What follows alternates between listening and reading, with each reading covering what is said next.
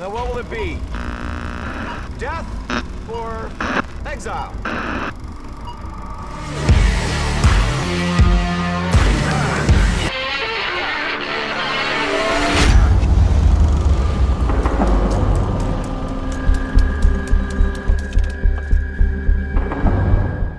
This is your guy Manu from the Exiles. I'm glad to be back. It's been a while since I've recorded much, but yeah, so I'm here today to give you guys a quick spoiler-free review of Leigh Whannell's new film, The Invisible Man.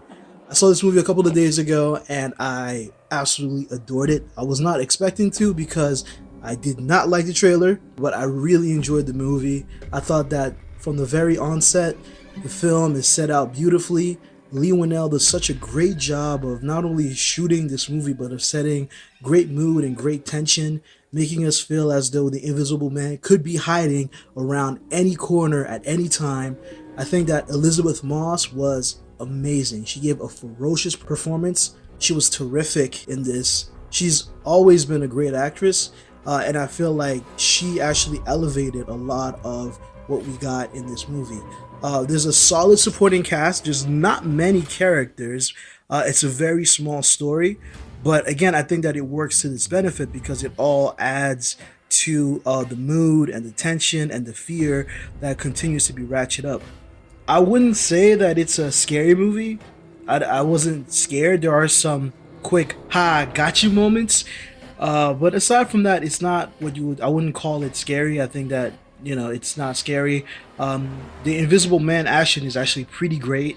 They did a really good job of shooting it to make it look like he's not there, and he was like dragging people along. And there's one particular scene where he has to take on like a hallway full of guards, and Whannell really gets innovative. I wouldn't say that it's as action-packed as it was in his last film, Upgraded, but the stuff that we do get is pretty damn good. I have one main complaint about the movie, but I can't talk about it without spoiling the film. But I do feel that they were going for something a little bit more subtle, but then decided to make it a little bit more obvious for the general audience, which is understandable with some of the things that we've seen. But I do think that if they had kept some of that nuance, that the ending especially would have been much, much stronger. It's a very good ending, but I think that there were seeds that were sown in for something a little bit different.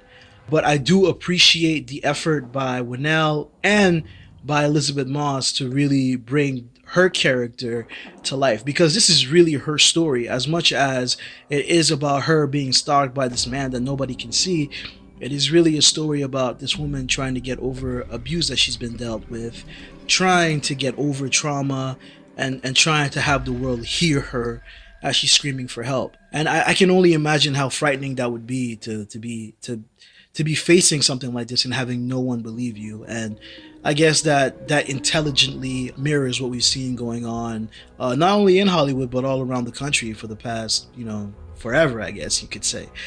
But all in all, final thoughts, I thought that The Invisible Man is a worthy film.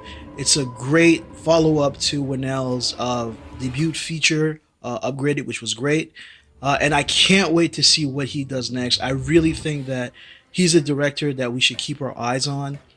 He's done, like, the way that he films this movie, the way that he creates mood, creates tension, the way that he worked with Elisabeth Moss to create that character.